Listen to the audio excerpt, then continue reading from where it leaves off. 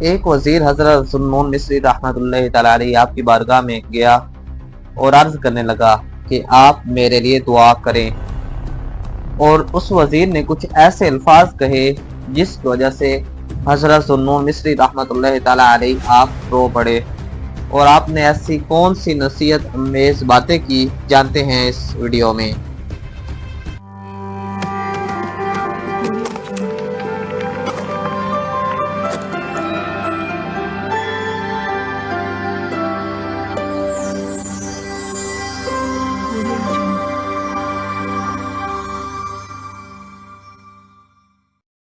السلام علیکم، امید کرتا ہوں تمام احباب خیریت سے ہوں گے۔ ہمارے چینل میں خوش آمدید۔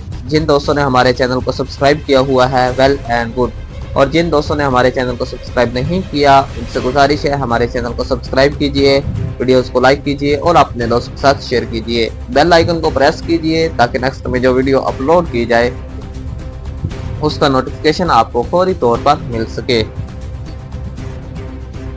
شیخ سعدی شیرازی رحمۃ اللہ تعالی علیہ آپ حکایت نقل کرتے ہیں کہ ایک وزیر حضرت ذوالنون مصری رحمۃ اللہ تعالی علیہ آپ کے پاس گیا اور دعا چاہی کہ دن رات بادشاہ کی خدمت میں لگا رہتا ہوں اور اس کی خیر کا امیدوار ہوں اور اس کے غصہ سے ڈرتا رہتا ہوں۔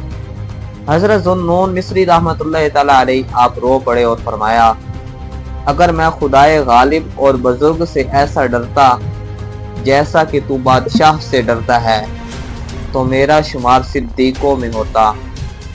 اگر راحت و رنج کی امید نہ ہوتی تو فقیر کا قدم آسمان پر ہوتا۔ اگر وزیر خدا سے ایسے ڈرتا جیسا کہ بادشاہ سے تو فرشتہ ہوتا۔